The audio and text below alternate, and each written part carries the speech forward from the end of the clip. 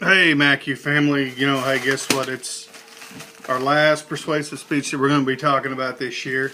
We've all, covered many topics throughout the year, but one that I've not seen is when we talk about this is fireworks safety. This is going to be a little bit of a persuasive speech from my firefighter side, coming out and discussing some things with you during this time period. Is this 4th of July, Independence Day? No. Is it New Year's Eve? No, it's not that either. But it's something near and dear still to my heart, just like my last presentation during fire prevention when we discussed smoke alarms. Today we're going to discuss a little bit about fireworks safety.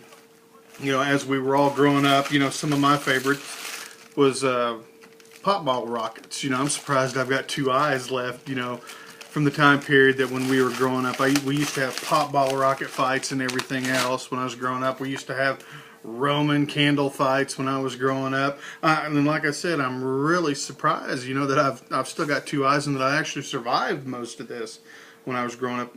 But I want to just take a few minutes of your time. We're going to watch a little video here in a little bit by a presenter who has quite a few years experience in fire and EMS, and he's going to discuss a little bit about what a sparkler can do, about the temperatures of a sparkler.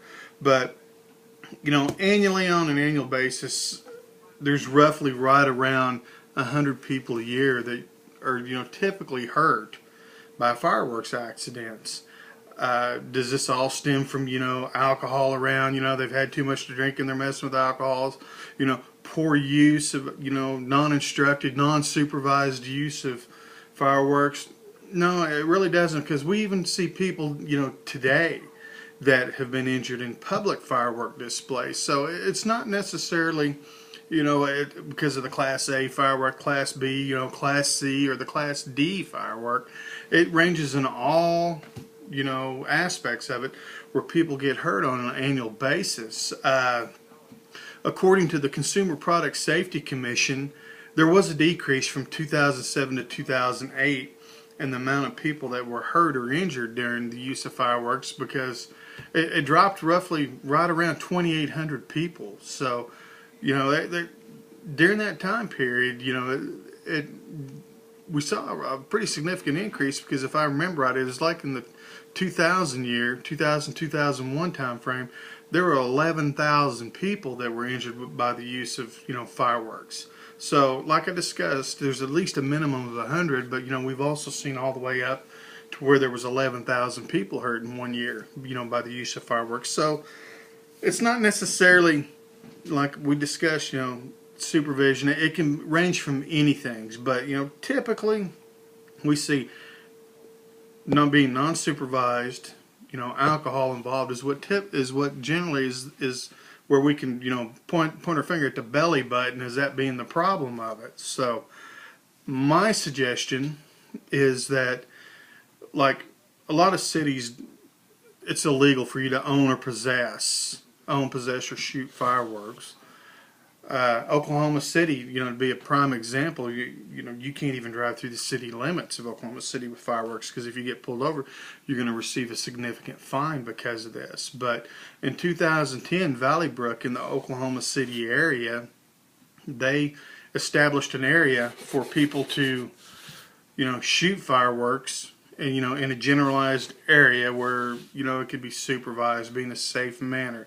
Some of the problems that we see with people who go out on county roads and places like that and shoot their fireworks is the trash, and then typically they set fires in those areas too.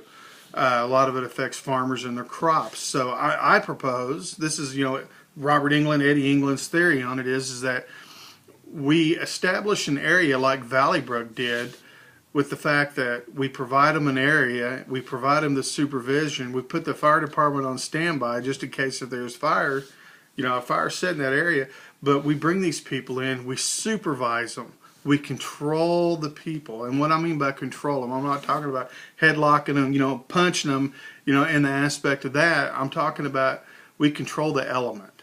Let's bring them in there, say, no alcohol's allowed, well, you can shoot your fireworks off in this area, but it has to be adult supervised, and we bring that professional in there and let him inspect the fireworks, make sure that we have all the working parts, the fuses, and make sure that, there's no possible way somebody can get hurt, and have it like a little area designated where you put it into the ground. Set a tube there for them to set the Roman candle down inside, so there's no possible way that somebody can get hurt, during this time period. So that's my method to my madness on it is let's take the human error out of it. Let's take the possibility of somebody being able to get hurt because they've consumed too much alcohol. Because you know what? Let's just say if you've consumed alcohol, don't bring it here. We want to make this a family-friendly environment because we can encourage people to go to the public displays as much as we want, but we're not ever going to stop the locals, is what we all refer to them, or the amateurs, going out and setting off their own fireworks. So let's give them an area. Just want to stop and take a few seconds and let you watch this video. Very good informational video that this gentleman has on here about the use of sprinklers and how it affects children. Can add a lot of fun and excitement to any party or holiday event. Hi, I'm Captain Joe Bruni with over 3 decades of firefighting and emergency medical service experience. Children love to have sparklers during the 4th of July holiday or other types of function and party. However, before children are allowed to handle sparklers, they should be taught and understand the safety aspects and components of handling sparklers. It should always come under the close supervision of a competent adult who is a responsible individual to oversee children who may be using sparklers. To stay completely safe, sparklers should be kept out of the hands of children under the age of 5 years old. They don't understand the safety and the burn injury potential that could come from the consumer type of sparkler. However, children older than 5 can have a great deal of fun if using a sparkler under the close supervision of an adult, teaching them all the safety aspects of a sparkler, such as keep it at arm's length, do not wave it, do not throw it, do not point it at another individual. And when finished, either stick in dry sand or a close bucket of water to ensure extinguishment.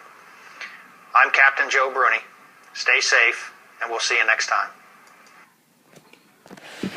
One thing Captain Joe didn't discuss on this is, even though he talks about holding that at an arm's length, you still have to remember that sparkler does emit, sparks, hot showers of sparks, and anybody that could be wearing a long sleeve material, like if it's a light jacket, something similar to this, if that were to fall on that would act possibility to catch that on fire. So that's why we recommend, if you decide to go ahead and do this and you want your children above the age of 5 to go ahead and use those sparklers, that they wear like 100% cotton, because even at an arm's length, there's still the possibility that, it could catch on fire.